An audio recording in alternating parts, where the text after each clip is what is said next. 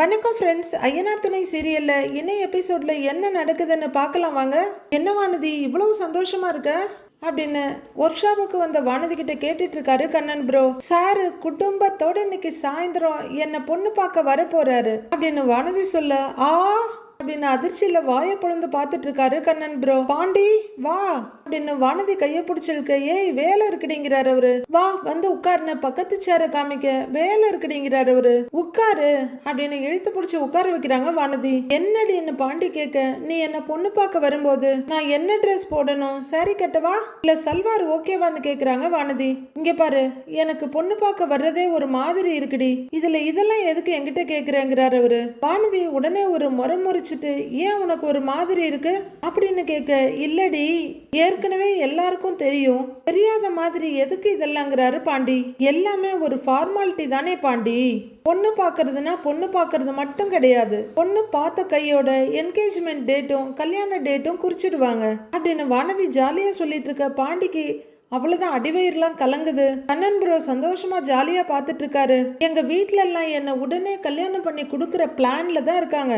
அடுத்த முகூர்த்தத்திலேயே நம்மளுக்கு கல்யாணம் ஆனாலும் ஆச்சரியப்படுறதுக்கு இல்ல அப்படின்னு வானதி சந்தோஷமா சொல்ல திருன்னு முழிக்கிறாரு பாண்டி. அண்ணே வாழ்த்துக்கள்னே, கடை கைக்கு வந்த நேரம் உங்களுக்கு எல்லாமே நல்லதாவே நடக்குதுன்னே அப்படிங்கிறாரு கண்ணன் ப்ரோ. அது அப்படி இல்ல ப்ரோ, நான் அவன் லைஃப்ல வந்த நேரம் அவனுக்கு கடை கிடைச்சது, அடுத்து இப்ப இவனுக்கு கல்யாணமும் நடக்க போகுது. என்ன பாண்டி நான் சொல்றது கரெக்டு தானே அப்படின்னு வானதி கேட்க, அமைதியா உட்கார்ந்துருக்க பாண்டி வேற என்ன பண்றதுன்னு கரெக்டு தான் அப்படின்னு தலையை ஆட்டி வைக்கிறாரு. சரி என்ன ட்ரெஸ் போடணும்னு நான் கேட்டேன்ல, நீ எதுவுமே சொல்லவே இல்லைங்கிறாங்க வானதி. ஏய் உனக்கு என்ன பிடிக்குதோ அதை போடுங்கிறாரு பாண்டி. என்ன பாண்டி நீ கொஞ்சம் கூட ரொமான்டிக்காவே இருக்க மாட்டேங்கிற அப்படின்னு வானதி கேட்க, நானே நொந்து நூடுல்ஸ் ஆயிருக்கேன், இதுல ரொமான்டிக் வேறையாடி அப்படின்னு உச்சி கொட்டிட்டு தலையை குனிஞ்சு உட்கார்ந்துருக்காரு பாண்டி. இது நம்ம வாழ்க்கையில எவ்வளவு முக்கியமான ஒரு மொமெண்ட். கையில காஃபி எடுத்துக்கிட்டு நான் எல்லாருக்கும் உங்களுக்கு காஃபி கொடுப்பேன், நான் உன்னை வெக்கப்பட்டு பார்க்கணும், நீ காஃபி கொடுக்கும்போது என்ன அப்படியே ஓர கண்ணால பாப்ப, நான் அப்படியே வெக்கப்பட்டு நிப்பேன், சோ நினைச்சாலே வெக்கமா வருது அப்படின்னு வானதி கற்பனை கடல்ல மிதக்க ஆரம்பிக்கிறாங்க. கண்ணன் ப்ரோ ரசனையா பார்த்துட்டு இருக்க, நொந்து நூடுல்ஸ் ஆகி பார்த்துட்டு இருக்காரு பாண்டி. அப்புறம் இங்க பாரு, நான் அப்போ போடுறதுக்காகவே இந்த ஜிமிக்கியை வாங்கியிருக்கேன், எப்படி இருக்குன்னு பார்த்து சொல்லு அப்படின்னு ஒரு சின்ன பாக்ஸ் ஓபன் பண்ணி ஜிமிக்கி எடுத்து அதை இப்படி நாட்டி நல்லா இருக்குல்லன்னு கேக்குறாங்க வானதி. நல்லா இருக்குன்னு தலையாட்டி வைக்கிறாரு. உலர வைக்கிற வானதி, சரி உனக்கு என்ன ஸ்வீட் பிடிக்கும்னு கேக்குறாங்க. என் வீட்டுல கேட்க சொன்னாங்க அப்படின்னு வானதி சொல்ல, எதுவா இருந்தாலும் ஓகே தாங்கிறாரு அவரு. அப்படி இல்ல பாண்டி, நீ மாப்பிள்ளையா எங்க வீட்டுக்கு பொண்ணு பார்க்க வர்ற, அதனால உனக்கு பிடிச்சதெல்லாம் பண்ணணுமா, எங்க அம்மா கேட்டுட்டு வர சொல்லுச்சு அப்படின்னு வானதி சொல்ல, ஏற்கனவே பொண்ணு பார்க்க வரணுங்கிறதே பெரிய கொடுமை, அதுல எனக்கு அது வேணும்னு இது வேணும்னு கேட்கறது ரொம்ப பெரிய கொடுமைன்னு பாக்குறாரு அவரு. ஷோ எனக்கு நடக்கிறதெல்லாம் கனவா நனவான்னே தெரியல, யோசிச்சு பாரு, என் அம்மா உனக்கு பிடிச்ச ஸ்வீட் என்னன்னு கேட்டுட்டு வர சொல்லுது, இதெல்லாம் நம்ம வாழ்க்கையில நடக்குமான்னு கற்பனை கூட பண்ணி பார்க்கல நான் அப்படின்னு ரொம்ப சந்தோஷமா பேசிட்டு போற வானதி உம்முன்னு உட்கார்ந்துருக்க பாண்டியை பாக்குறாங்க. பாண்டி இந்த உலகத்துல தான் இருக்கியா அப்படின்னு அவரோட கையை பிடிச்ச ஆட்ட. கேக்குறேன்டி சொல்லுங்கிறாரு அவரு.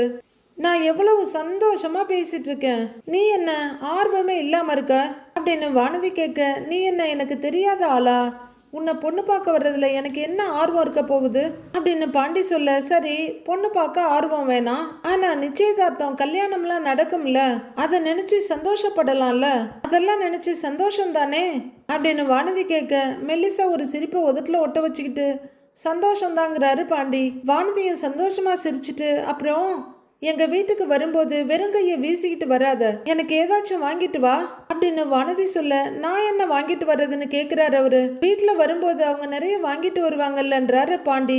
அவங்க பூ பழம்னு வாங்கிட்டு வருவாங்க, நீ எனக்கு ஏதாச்சும் ஸ்பெஷலா வாங்கிட்டு வா அப்படின்னு வானதி சொல்ல, சத்தம் இல்லாம மொபைல் எடுக்கிறாரு அவரு. நான் நெட்ல எல்லாம் பார்த்துருக்கேன், சர்ப்ரைஸா பொக்கே கொடுப்பாங்க இல்ல கிஃப்ட் கொடுப்பாங்க, ஒரு பையன் பொண்ணு பார்க்க வரும்போது போன் எல்லாம் கிஃப்ட் பண்ணானா, ஆனா நீ எனக்கு ஏற்கனவே போன் வாங்கி கொடுத்துட்ட, அதனால அதெல்லாம் வேண்டாம், வேற ஏதாச்சும் வாங்கிட்டு வா அப்படின்னு வானதி கேட்டுட்டு இருக்க. சரின்னு சொல்லாம இல்லன்னு சொல்லாம அமைதியா முகத்தை திருப்பிக்கிறாரு பாண்டி. ஆனா கண்ணன் ப்ரோவுக்கு ஏக சந்தோஷம். இதெல்லாம் நான் எக்ஸ்பெக்ட் பண்றது பாண்டி. அதுக்காகவாச்சும் நீ ஏதாச்சும் செய்யணும், ஓகேவா? என் வீட்டுல ஏதாச்சும் யோசிப்பாங்கன்னு நீ நினைக்காத. எனக்கு இன்னைக்கு முழுக்க செம ரொமான்டிக்கா இருக்கணும், ஓகே அப்படின்னு வானதி சொல்ல. சரி அப்படின்னு ஒரு ஆர்டிஃபிஷியல் சிரிப்போட தலையை ஆட்டி வைக்கிறாரு பாண்டி. நீ இன்னைக்கு இந்த வேலையெல்லாம் விட்டுட்டு இன்னைக்கு என்னை எப்படி சர்ப்ரைஸ் பண்றது, என்னை எப்படி குஷி பண்றதுன்னு நீ யோசி, சரியா? நானும் உனக்கு நிறைய சர்ப்ரைஸ் எல்லாம் வச்சிருக்கேன். என்னடா இவ கேக்குறா, நமக்கு செய்வாளான்லாம் யோசிக்காத. உனக்கு இந்த வானதி நிறைய சர்ப்ரைஸ் வச்சிருக்கேன். நான் கிளம்புறேன், சாயந்தாலம் வந்துரு. என்ன? நான் வர்றேன் அப்படின்னு வானதி சொல்ல. சரி அப்படின்னு பாண்டியன் எழுந்திருக்கிறாரு. ப்ரோ அங்க பாருங்க, உங்களை யாரோ கூப்பிடுறாங்க அப்படின்னு வானதி சொல்ல. கூப்பிடுறாங்களா அப்படின்னு திரும்பி பாக்குறாரு கண்ணன் ப்ரோ. டக்குன்னு வானதி பாண்டியோட கண்ணத்துல பச்சக்குன்னு ஒரு முத்தம் வைக்கிறாங்க. திரும்புற கண்ணன் ப்ரோ அதை பாத்துடுறாரு. வானதி வெக்கமும் சந்தோஷமா சிரிச்சுட்டு ஓடிட. ஐயோ, இந்த அரலூசை வச்சுட்டு நான் என்னதான் பண்ண போறேன்னு தெரியலையே ஆண்டவா அப்படின்னு பாக்குறாரு பாண்டி. பாண்டி அப்படியே அசையாம மறுமாறி நின்னுட்டு இருக்க. கண்ணன் ப்ரோவுக்கு தான் ஒரே கிளுகிளுப்பா இருக்கு. பல்லவன் ரோட்ல ஒரு இடத்துல நின்னுட்டு இருக்க. அவரோட மைனா காயத்ரி அங்க இருந்து வர்றாங்க. குறுக்க ஒரு கார் வர, அதுல கொஞ்சம் மறைஞ்சி மெதுவா வெளியே வர்றவங்க பல்லவன் கிட்ட வர அவரு ஹாய்னு கையை காமிக்கிறாரு. இவங்களும் ஹாய்னு கையை காமிச்சிட்டு சாரிடா கொஞ்சம் லேட் ஆயிருச்சுங்கிறாங்க. பரவாயில்ல, அதெல்லாம் இன்னும் டைம் இருக்கு அப்படின்னு பல்லவன் சொல்ல. டிக்கெட் எடுத்துட்டு இல்லைன்னு கேக்குறாங்க காயத்ரி. எடுத்துட்டேனே அப்படிங்கிறாரு பல்லவன். சரி அப்ப போவோமா அப்படின்னு காயத்ரி கேட்க.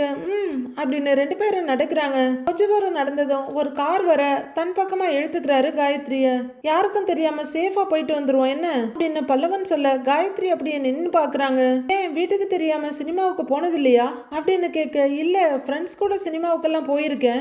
அப்ப கூட அண்ணன்கிட்ட சொல்லிட்டு தான் போவேன். அண்ணன் ஓகேன்னு தான் சொல்லும்.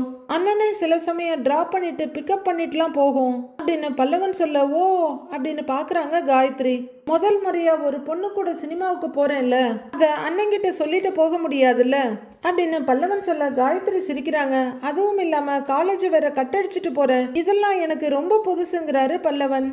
நானும் நிறைய காலேஜ் கட்டெல்லாம் அடிச்சிருக்கேன். கட்டடிச்சிட்டு ஜாலியா ஃப்ரெண்ட்ஸ் கூட சினிமாவுக்கெல்லாம் போயிருக்கோம். ஆனா ஒரு பையன் கூட சினிமாவுக்கு போறது இதுதான் ஃபர்ஸ்ட் டைம்னு காயத்ரி சொல்ல. பல்லவன் பெருமையும் சந்தோஷமா சிரிக்கிறாரு. ரெண்டு பேரும் ஒருத்தர பார்த்து வழிஞ்சிட்டு நிக்க. சரி வா போலான்னு பல்லவன் சொல்ல. அப்படின்னு காயத்ரியும் நடக்கிறாங்க. காயத்ரி ஜாலியா நடந்துகிட்டே நடு ரோட்டுக்கு போக. ஏய் பார்த்துன்னு அவர் பக்கமா கையை பிடிச்சி இழுத்துக்கிறாரு. ரெண்டு பேரும் நடந்து போயிட்டு இருக்க. அவங்களுக்கு ஆப்போசிட்ல ஒரு ரோடு கட்டில இருந்து சோழன் வெளியே வர்றாரு. அவர் மொபைல பார்த்துக்கிட்டே ஒரு விரல்ல சாவியை சுத்திக்கிட்டு வர்றாரு. ரோட்ல ஏதோ கிடக்க அவர் அதை ஜாலியா தாண்டிட்டு மொபைல பார்த்துக்கிட்டே வர காயத்ரி அவரை பார்த்துடுறாங்க. அப்படின்னு அவங்க அதிர்ச்சியாகி அப்படியே நின்னுட. எங்க கூட வந்தவளை காணோன்னு பல்லவன் திரும்பி பாக்குறாரு. திரும்பி பாக்குற பல்லவன் கிட்ட உங்க அண்ணன் என்ன சொல்ல. பல்லவனும் அதிர்ச்சியோட பாக்குறாரு. அங்க சோழன் மொபைல பார்த்துக்கிட்டே விரல்ல சாவியை சுத்திக்கிட்டே அதே பொசிஷன்ல நடந்துட்டு இருக்காரு. ஏய் இந்த பக்கம் வா இந்த பக்கம் வா அப்படின்னு காயத்ரியோட கையை பிடிச்சிக்கிட்டு வண்டிங்களுக்கு நடுப்புற மறைவான இடத்துல நின்னுட்டு பாக்குறாரு பல்லவன். மொபைலை தவிர கண்ணை வேற எங்கேயுமே நகர்த்த மாட்டேன்ற மாதிரி சோழன் மொபைலை பார்த்துக்கிட்டு சாவியை சுத்துறதும் தூக்கி போடுறதுமா இவங்களை கிராஸ் பண்ணி போறாரு. ரெண்டு பேரும் ஆண் உயிரை கையில பிடிச்சிட்டு பாக்குறாங்க. சோழன் கொஞ்ச தூரம் போனதும் பல்லவன் வெளியே வர மெதுவா காயத்ரியும் வர்றாங்க. பல்லவன் அப்பாடான்னு பெருமூச்சு விட்டுட்டு இருக்க. உங்க அண்ணன் என்ன இந்த பக்கம் வர்றாருன்னு கேக்குறாங்க காயத்ரி. அதான் எனக்கும் ஒன்னும் புரியல. சவாரி போகாம எதுக்கு இங்கே சுத்திட்டு இருக்குன்னு தெரியலையே. எனக்கு அண்ணனை பார்த்து பயமெல்லாம் கிடையாது. இப்பவே உன்னை கூட்டிட்டு போய் நீதான் என் லவ்வர்னு சொல்லிடுவேன். ஆனா அண்ணனுக்கு ஒரு மாதிரி ஃபீல் ஆயிடுமேன்னு தான் யோசிக்கிறேன் அப்படின்னு பல்லவன் சொல்ல. உங்க அண்ணனுக்கு என்ன ஃபீல் ஆக போகுது? அதான் உன் அண்ணனுக்கு கல்யாணம் ஆயிடுச்சுல்ல அப்படின்னு காயத்ரி கேட்க. இருந்தாலும் ஒரு சின்ன எஸ்டிடி இருக்குல்ல, நாம அதை கடந்து வந்துட்டோம். ஆனா அண்ணன் நம்ம ரெண்டு பேரையும் ஒன்னா பார்த்தா தேவையில்லாத கேள்வி எல்லாம் கேட்கும். நாம பதில் சொல்ற மாதிரி இருக்கும். எதுக்கு அதெல்லாம்? அதான் சொல்றேன். இப்பதான் முறையா படத்துக்கு போறோம். போகும்போது எதுக்கு தேவையில்லாம அப்படின்னு பல்லவன் சொல்ல. அப்படியா அப்படிங்கிற மாதிரி காயத்ரி கையை கட்டிட்டு பல்லவனையே பாக்குறாங்க. சத்தியமா வேற எந்த காரணமும் இல்ல. அப்படி பார்க்காத வாங்குறாரு. அப்படின்னு நடக்கிறாங்க காயத்ரி. ரோட்ல சுத்திட்டு இருந்த சோழன் வீட்டுல கண்ணாடி முன்னாடி நின்று தலையை சீவிட்டு இருக்காரு. அவங்க அண்ணன் வழக்கம் போல எதையோ வாங்கிக்கிட்டு பையோட வீட்டுக்குள்ள வர்றவரு சோழனை பார்த்துட்டு டேய் என்னடா ரெடி ஆயிட்டியான்னு கேக்குறாரு. ரெடி ஆகிக்கிட்டே இருக்கேன்னுங்கிறாரு அவரு. இந்த பாண்டி எங்கடா ஆளைய காணோன்னு கேட்க. அதெல்லாம் வந்துருவானே, டைம் இருக்குல்ல அப்படிங்கிற சோழன் அவரை டெக்கரேட் பண்றதுல தான் குறியா இருக்காரு. டேய் என்னமோ உனக்கு பொண்ணு பார்க்க போற மாதிரி காலையில இருந்து ரெடி ஆகிக்கிட்டே இருக்கிற. நான் கடைக்கு போகும்போது கண்ணாடி முன்னாடி நிக்க ஆரம்பிச்சேன். நான் போய் பூ பழம் எல்லாம் வாங்கிட்டு வந்துட்டேன். நீ இன்னும் கண்ணாடியை விட்டு கொஞ்சம் கூட நகரல அப்படின்னு சேரன் சொல்லிட்டு இருக்க. அண்ணே அதை விடுனே. சரி, எதுக்கு இந்த பூ பழம்லாம்? நம்ம பொண்ணு பார்க்க தானே போறோம், நிச்சயம் பண்ணவா போறோம் அப்படின்னு சோழன் கேட்க இவருக்கு என்ன பதில் சொல்றதுன்னு தெரியல. சரி, இப்ப நம்ம நிச்சயம் பண்ண போறோம்னு வையேன், அப்ப இதெல்லாம் தூக்கிட்டு போலாம். பொண்ணு பார்க்க போறதுக்கு எதுக்குன்னே இதெல்லாம் அப்படின்னு சோழன் கேட்க. கரெக்ட் தான்டா இதெல்லாம், ஆனா வானதி நமக்கு தெரிஞ்ச பொண்ணு இல்ல, கைய வீசிக்கிட்டா போக முடியும் அப்படின்னு சேரன் கேட்க. கரெக்ட் தானே அப்படிங்கிற சோழன் மறுபடியும் கண்ணாடி பக்கம் திரும்பி இந்த பக்கம் அமுத்துறாரு, அந்த பக்கம் அமுத்துறாரு. டேய், வாரி வாரி இருக்கிற முடியெல்லாம் கொட்டிட போகுதுடா அப்படின்னு சேரன் சொல்ல. அண்ணே வாய வைக்காதண்ணே, ஏற்கனவே எனக்கு அந்த பயம் இருக்கு அப்படின்னு சோழன் பதற. பின்ன சும்மா கண்ணாடி முன்னாடியே இருந்தா அப்படின்னு சொல்லிக்கிட்டே போறாரு அவரு. நிலா ஆபீஸ்ல இருந்து பயங்கர கோவமா வர்றாங்க. அவங்களுக்கு ராகவ் சொன்னதுதான் மைண்ட்ல வருது. ஏங்க, படிச்சவங்க தானே நீங்க, இப்படி தகாத வார்த்தையெல்லாம் சொல்லி எப்படிங்க திட்ட முடியுது அப்படின்னு ராகவ் கேட்டது மைண்ட்ல ஓடிக்கிட்டே இருக்க. மொத்த உடம்பும் பயங்கரமா குலுங்க நடந்து வர்றாங்க நிலா. சோழன் இன்னமும் ஸ்மார்ட் அப்படின்னு கண்ணாடியை பார்த்து தலையை சீவிட்டே இருக்க. உலர வந்த நிலா அவரை பார்த்து அப்படியே வெறுப்பா நிக்கிறாங்க. வாங்க வாங்க வாங்க, உங்களுக்காக தான் வெயிட் பண்ணிட்டு இருக்கேன் அப்படின்னு சோழன் சொல்ல. வந்துட்டியாப்பான்னு வர்றாரு சேரன். கொடுப்பான்னு கையை நீட்ட லஞ்ச் பேக்கை நீட்டுறாங்க. வாப்பா, நீயே ரெடி ஆயிடுப்பா அப்படின்னு அவரு பேக்கோட போக. ஏங்க, உங்களுக்காக தான் பூ வாங்கிட்டு வந்தேங்கிறாரு சோழன். இல்ல, அவரையே முறைச்சிட்டு இருக்க.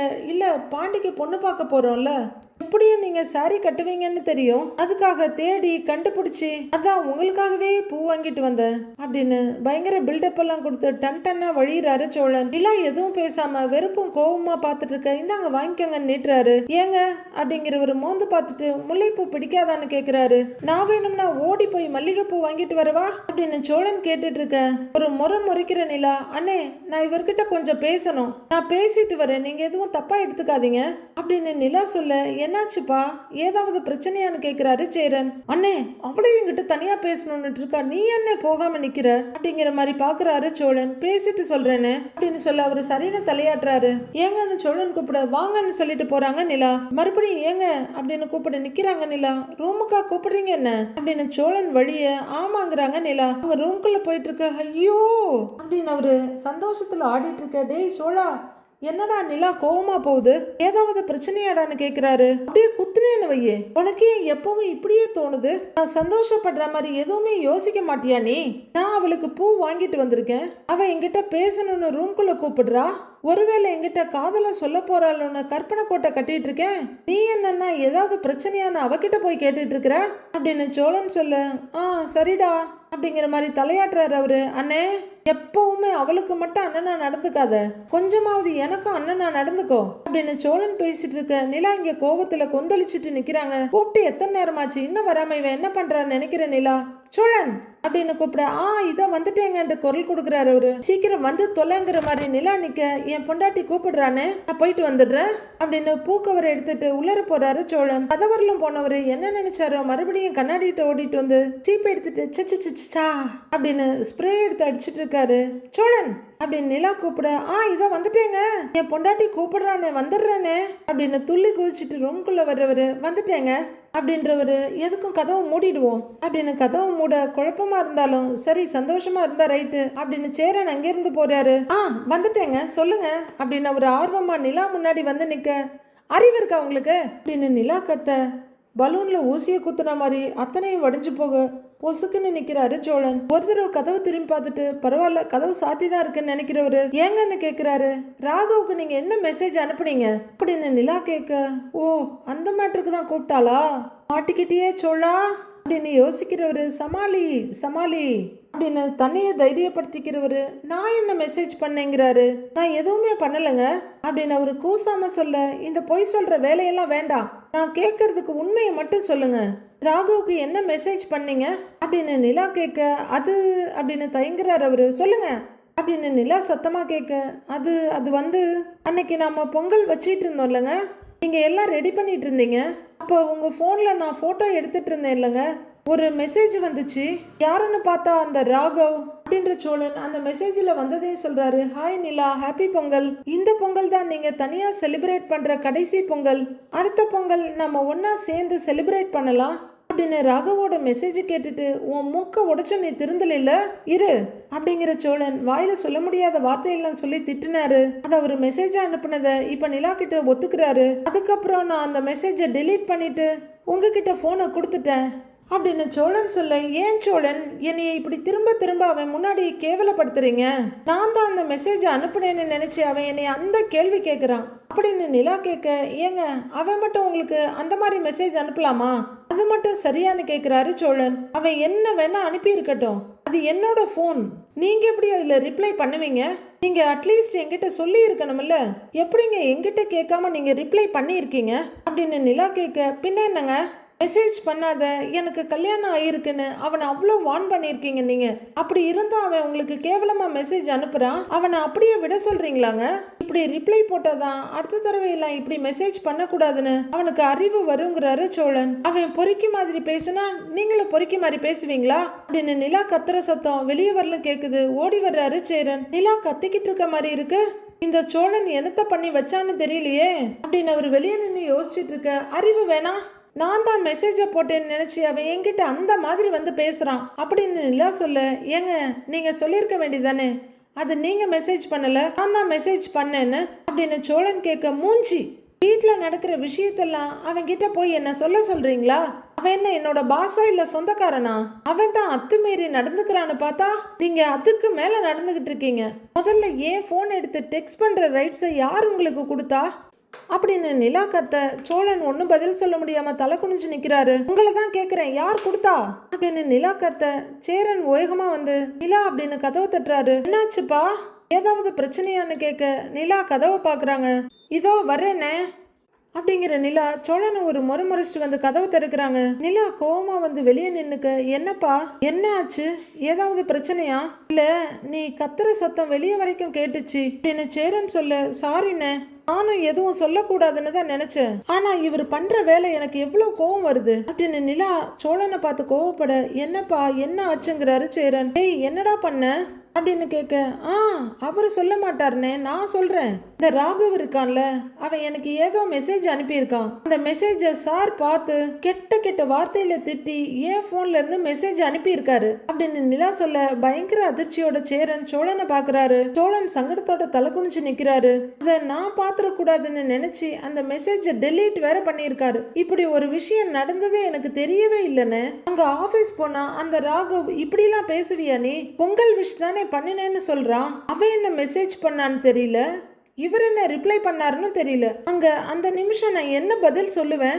அவன் எப்பேற்பட்ட பொறுக்கியா இருந்தாலும் எனக்கு தெரியாம என் போன்ல இருந்து நீங்க எப்படி ரிப்ளை பண்ணலாம் அப்படின்னு நிலா கேட்க, டேய் சோழா என்னடா இதுங்கிறாரு அவரு. அண்ணே அவன் என்ன மெசேஜ் பண்ணா தெரியுமா, அதை பார்த்துக்கிட்டு என்ன சும்மா இருக்க சொல்றியா நீங்கிறாரு சோழன். என்னம்மா இவன் என்ன சொல்றாங்கிற மாதிரி பாக்குறாரு சேரன். நிஜமா சொல்றேனே, அவன் மட்டும் அப்ப என் கையில கிடைச்சிருந்தா நான் அப்படியே அடிச்சு மூஞ்சி கிஞ்செல்லாம் உடைச்சிருப்பேனே அப்படின்னு சோழன் சொல்ல, நிலா அவரை வெறியோட முறைச்சிட்டு இருக்காங்க. அந்த மெசேஜை பார்த்துட்டு ஆத்திரம் தாங்க முடியாம தான் நான் அப்படி மெசேஜ் பண்ணேன், ரிப்ளை பண்ண அப்படின்னு சோழன் சொல்ல, டேய் எதுவா இருந்தாலும் அது நிலாவோட போன்டா, நிலா தானே மெசேஜ் பண்ணணும், நீ எப்படி நிலா போன் எடுத்து மெசேஜ் பண்ணுவ? நீ தான் மெசேஜ் பண்ணியிருக்கன்னு அவருக்கு தெரியுமா என்ன? அவரு நிலா மெசேஜ் பண்ணதா தானே நினைப்பாரு. டேய் என்ன பிரச்சனையா இருந்தாலும் அதை நிலா ஃபேஸ் பண்ணணும்டா அப்படின்னு சேரன் சொல்ல, அந்த அறிவு ஏது இவருக்கு அப்படிங்கிற மாதிரி பார்த்துட்டு இருக்காங்க நிலா. உங்க ஆத்திரத்தை தீர்த்துக்க நீங்க இஷ்டப்படி ரிப்ளை பண்ணியிருக்கீங்க, ஆனா அதோட கான்சிக்வன்சஸை நான் தான் ஃபேஸ் பண்ணியிருக்கேன். அவன் எவ்வளவு கேவலமா கேட்குறான் தெரியுமா, நான் எப்படி பதில் சொல்லுவேன் அப்படிங்கிற நிலா பயங்கர டென்ஷனோட, அண்ணே நான் சத்தியமா சொல்றேனே இவர் இருக்கிற இந்த வீட்டுல என்னால இருக்கவே முடியாதுன்னு அப்படின்னு நிலா சொல்ல, சேரன் மட்டும் இல்ல சோழனும் பயங்கர அதிர்ச்சியோட பாக்குறாரு. நிலாவை பயங்கர அருவருப்போட பாக்குற நிலா, இவரால என் வாழ்க்கையில நிம்மதியே இல்ல, இப்ப கூட பாருங்க அவர் செஞ்சது தப்புன்னு அவருக்கு தோணவே இல்ல அப்படின்னு நிலா மூச்சு வாங்க கோவத்தோட சொல்றாங்க. என்ன சொல்றதுன்னு தெரியாம ரொம்ப சங்கடத்தோட சேரன் பார்த்துட்டு இருக்க. சோழன் பரிதாபமா முகத்தை வச்சுட்டு நிக்கிறாரு. நான் எந்த மாதிரி சிச்சுவேஷனை ஃபேஸ் பண்ணிட்டு வந்திருக்கேன்னு இப்ப கூட இவருக்கு புரியல. இவரால எனக்கு டார்ச்சரா இருக்குன்னு. ஆபீஸ் போனா அந்த ராகவ் டார்ச்சர் பண்றான், வீட்டுக்கு வந்தா இவர் டார்ச்சர் பண்றாரு அப்படின்னு நிலா கோவமா கத்த, ஏங்க நான் என்னங்க பண்ணேன்னு கேக்குறாரு சோழன். பேசாதீங்க, பார்த்தாலே எனக்கு எரிச்சலா இருக்கு அப்படின்னு நிலா வெடுக்குன்னு முகத்தை திருப்பிக்கிறாங்க. அண்ணே பாண்டிக்கு முதல்ல கல்யாணம் ஆகட்டும்னு வானதி வீட்டுக்கு வந்துருவாங்க, அடுத்து உங்களுக்கும் கல்யாணம் ஆகி சந்தாவும் வீட்டுக்கு வந்துருவாங்க, அதுக்கப்புறம் இவருக்கும் இந்த வீட்டுக்கும் ஒரு கும்பிட போட்டுட்டு நான் கிளம்பி போய்கிட்டே இருப்பேன் அப்படின்னு நிலா பயங்கர ஆத்திரத்தோட சொல்ல சோழன் பயங்கர அதிர்ச்சியோட பாக்குறாரு. நிலா, என்னப்பா இப்படிலாம் பேசுற அப்படின்னு சேரன் அதிர்ச்சியோட கேட்க, நிஜமா தானே சொல்றேன், இவர் பண்ண வேலைக்கு நான் இப்ப கூட இங்க இருந்து கிளம்பிடுவேன். கிளம்பிட்டா இந்த வீடு பொண்ணே தங்காத வீடுன்னு ஊர்ல எல்லாரும் மறுபடியும் பேச ஆரம்பிச்சிருவாங்க. அந்த ஒரே காரணத்துக்காக தான் இன்னும் நான் இங்க இருக்கேன். உங்களுக்கும் பாண்டிக்கும் கல்யாணம் ஆகி வானதி சந்தான்னு 2 பொண்ணு இந்த வீட்டுக்கு வந்துட்டா நான் ஏன் இந்த வீட்டுல இருக்கணும்? நான் பாட்டுக்கு போய்கிட்டே இருப்பேன்னு அப்படின்னு நிலா சொல்ல ரொம்ப பயத்தோட பதைப்போட ஏங்கன்னு கூப்பிடுறாரு சோழன். என்னங்க இப்படி சொல்றீங்கன்னு கேட்க, பின்ன வேற எப்படி சொல்றது, என் போனை எடுத்து மெசேஜ் பார்த்துருக்கீங்க, அதோட நிறுத்தாம அந்த மெசேஜுக்கு ரிப்ளை வேற பண்ணியிருக்கீங்க, அதை நான் பார்க்க கூடாதுன்னு டெலீட் வேற பண்ணியிருக்கீங்க. நானும் உங்ககிட்ட கேட்குற வரைக்கும் நீங்களா ஒரு வார்த்தை கூட சொல்லல. அந்த ராகவ் என்ன அந்த கேள்வி கேட்கும்போது ஒண்ணுமே புரியாம பைத்தியக்காரி மாதிரி நிக்கிறேன். நான் அமைதியா இருக்கவும் நான் தான் அந்த மெசேஜ் அனுப்புனேன்னு நினைச்சு அவன் அதுக்கு மேல ஓவரா பேசுறான். எனக்கு இதெல்லாம் தேவையா? உங்களால நான் இதுவரைக்கும் பட்டதெல்லாம் பத்தாதா?